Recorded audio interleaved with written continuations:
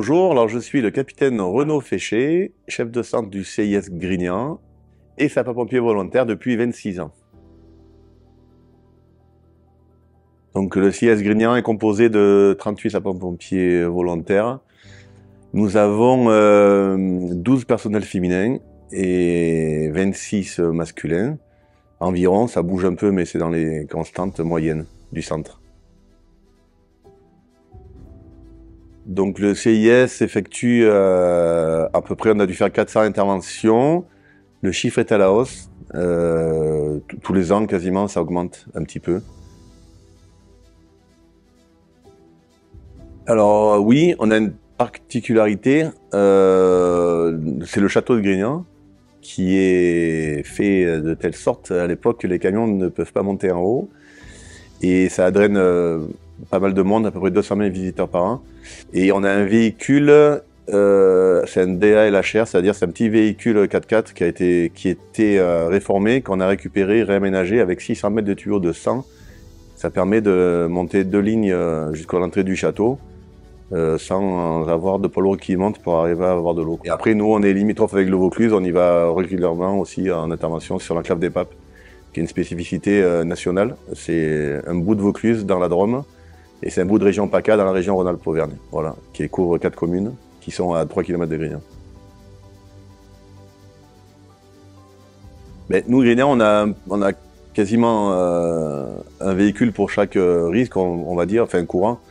On a 2 véhicules feu de forêt, un véhicule feu urbain, on a un véhicule balisage, et on a ce véhicule qui est depuis peu, qui fait 2 fonctions, un véhicule utilisation diverses et véhicule balisage.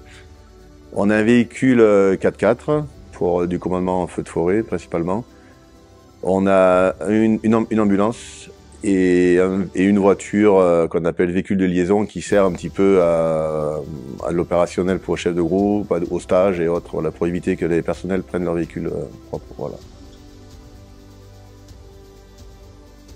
Nous, on couvre 7 communes en premier appel, qui fait Montjoyer, Réauville, Roussas, Valory, Chantemerle, Valory, Montjoyer, Grignan et Salles-sous-Bois.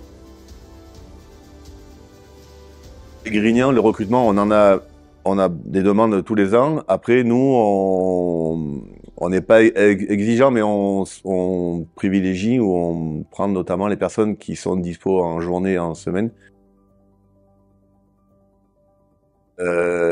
Disponible, patient, efficace et courageux quand même pour certains trucs. Et surtout, maître de soi.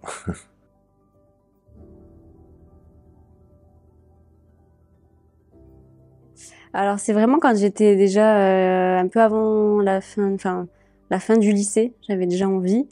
Mais après, je suis partie faire mes études et donc c'était pas forcément le moment. Mais j'y pensais souvent et du coup, après, une fois que j'étais vraiment plus posée, je me suis lancée. Je dirais que c'est l'esprit d'équipe. Il y a une cohésion qui nous représente vraiment. Voilà, je pense que puis l'accueil qu'on peut faire à toute personne qui arrive.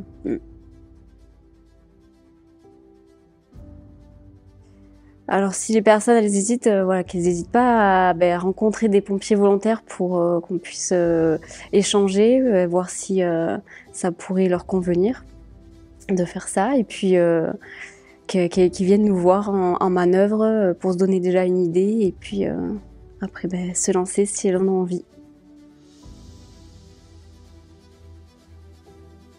Oui, alors moi du coup, dès que j'ai eu mon engagement, voilà, que j'étais sapeur-pompier volontaire, j'ai tout de suite voulu avoir une convention avec mon employeur pour pouvoir être en fait disponible auprès de la caserne quand il y en a besoin. Et donc ça a tout de suite été accepté au niveau de ma responsable et puis après plus haut niveau hiérarchie. Et c'est vrai que moi personnellement dans mon métier, j'ai du temps de télétravail. Donc en fait, ça me permet d'être à la fois sous convention disponible auprès de la caserne et tout en travaillant en télétravail. Et ensuite, il y a des autorisations de retard si je suis en intervention, des autorisations pour les formations ou des situations exceptionnelles, comme des renforts extra-départementaux par exemple.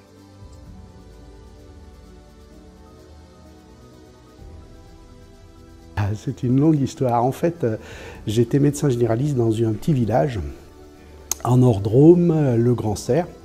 Et très vite, au sein de ce petit village, les pompiers ont eu recours aux médecins pour des accidents de la voie publique, des malaises, des choses comme ça.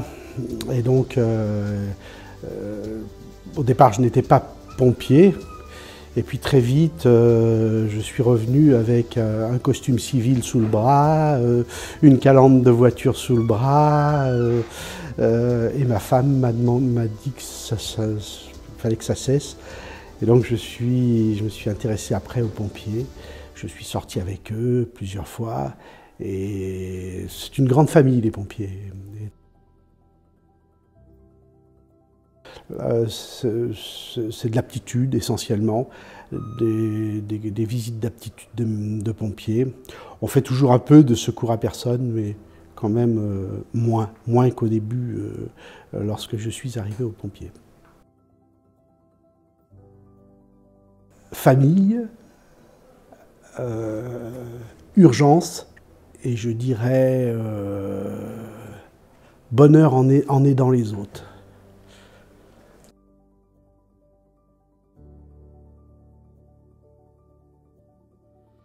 Les sapeurs-pompiers sont des personnes comme tout le monde, mais qui aiment du coup apporter secours aux personnes. Ils aiment l'adrénaline.